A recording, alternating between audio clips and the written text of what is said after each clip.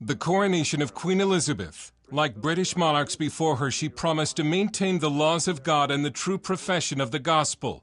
But Britain today is at war with the gospel and with itself. Christians who try to be Christians in the workplace risk being demoted or fired, and the government continues to push an aggressive gay rights agenda, while threatening to criminalize Christian speech and practice. Christian politician and activist George Hargraves. Yesterday, I got a letter from the Advertising Standards Authority of a complaint saying that my billboard that says Britain is a Christian country is offensive to atheists and other religions, and it incites hatred against them. What nonsense. Britain is constituted as a Christian country. Daily prayers are said in Parliament, whether atheists like it or not. The Queen is the head of the Church of England and therefore has to acknowledge God for her sovereignty over the nation.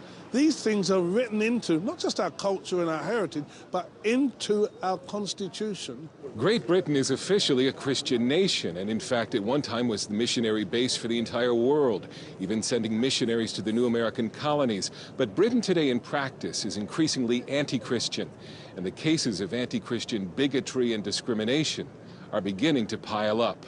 In response, Christian legal centers have mobilized. Lawyer Andrea Minichiello Williams of Christian Concern for Our Nation warns that if British Christians don't step up now, Britain is on a path to criminalize the practice of Christianity in public.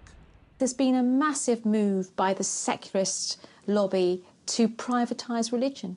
You can have faith so long as it doesn't affect you in the workplace, so long as you don't bring it into the workplace. Just make it private. It can't be public. It can't affect what you do in the public square.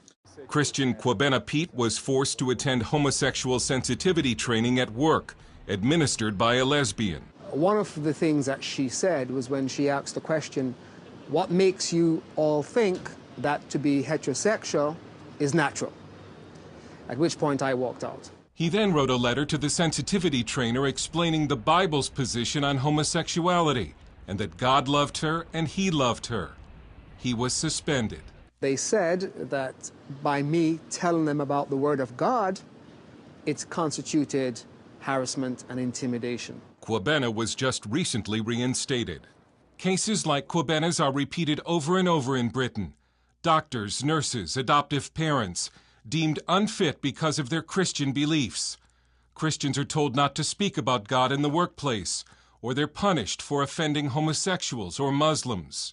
Now the British government wants to pass a new equality bill that would force churches to hire practicing homosexuals or transsexuals. Christian lawyer Paul Diamond has been very successful in fighting Christian discrimination cases in the courts. In the United Kingdom, the homosexual agenda is militant, and they've been arresting Christians, jailing Christians for hate crimes, shutting off grants, constant litigation with the government, constant aggression. There's no live and let live. Your Christian values are wicked and evil, and that's what they want everybody to believe. That sounds like a BBC program which portrayed a violent Christian beheading a Muslim. Britain's government TV has also put a Muslim in charge of all of its religious programming. Islam continues to advance in the UK in large part because the government and media give it almost a protected status, while essentially persecuting its own state religion, Christianity.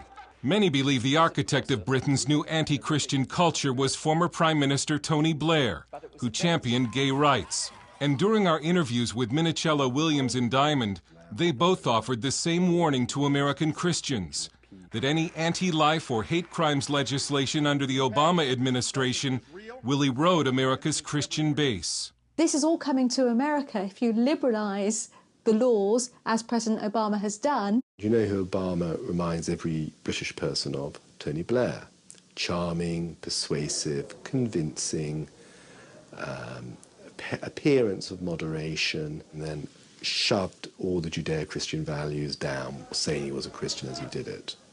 So we know what's going to happen in America. We know what's going to happen to your 40% church attendance. It isn't 40%, it's going to be 20%. When the federal and state government starts saying, if you criticize homosexuality, the hate crime laws will apply to you Christians. By some estimates, it only took about 10 years to almost completely undermine Britain's Christian heritage. Barring a sudden move of God, it's likely to take far longer to restore it. Dale Hurd, CBN News, London.